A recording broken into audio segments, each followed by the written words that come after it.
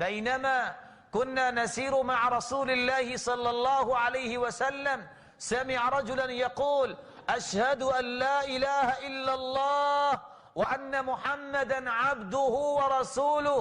ہم اللہ کے رسول صلی اللہ علیہ وسلم کے ساتھ جا رہے تھے، ایک آدمی کو کہتے ہوئے سنا کہ میں گواہی دیتا ہوں اللہ کے علاوہ کوئی معبود برحق نہیں اور محمد صلی اللہ علیہ وسلم اللہ کے سچے رسول ہے.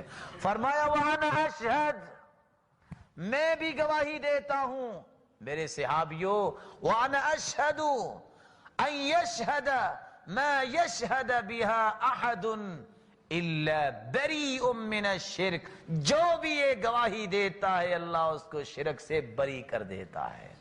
رسول اللہ صلی اللہ علیہ وآلہ وسلم نے فرمایا انسان توحید کو اختیار کر لے، یہ دنیا میں بھی فائدہ دے گی آخرت میں بھی فائدہ دے گی.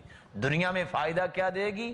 اللہ کے رسول کے زمانے سے آج تک کی تاریخ سامنے رکھ لو، کفر کے سامنے سینہ تاننے والا بڑے سے بڑے مہلک حالات ہولناکیوں کے سامنے مسکرانے والے لوگ تمہیں وہ نظر آئیں گے جن کے عقیدے مضبوط ہیں، جن کو کوئی پرواہ نہیں. موت کے ساتھ کھیل کھیلنے والے وہ لوگ ہو سکتے ہیں جن کا عقیدہ مضبوط ہے.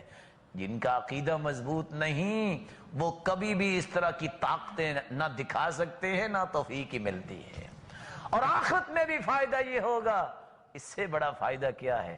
من کان آخر کلامہ لا الہ الا اللہ دخل الجنہ، جس کی زندگی کی آخری کلمات لا الہ الا اللہ ہوں وہ جنت میں چلا جائے گا.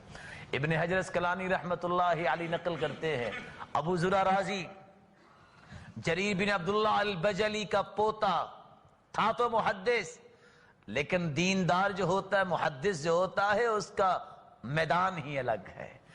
جب آخری وقت آیا حدیث کے الفاظ لقنوا موتاکم بلا الہ الا اللہ، قریب المرگ کو کلمہ کی تلقین کیا کرو.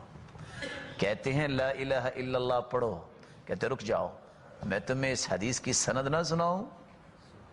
جو دنیا میں انسان کام کرتا ہے مرتے وقت زبان پہ وہی کلمے آتے ہیں.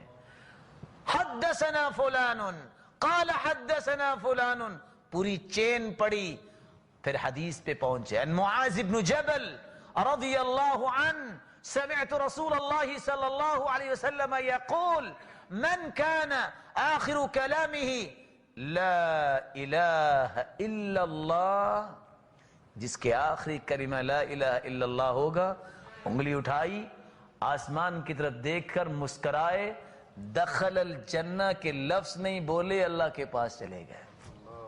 اللہ سے دعا کیجئے اللہ ہر ایک کو کلمہ نصیب. اللہ کے رسول صلی اللہ علیہ وسلم نے اس لیے فرمایا تھا من قال لا الہ الا اللہ نفعت یوما من الدہر ما یصیبہ ذلک ما اصابہ، جو کلمہ پڑھ لیتا ہے اس کے مطابق اپنی زندگی کو ڈھال لیتا ہے، دنیا میں بھی فائدہ دے گا آخرت میں بھی فائدہ دے گا.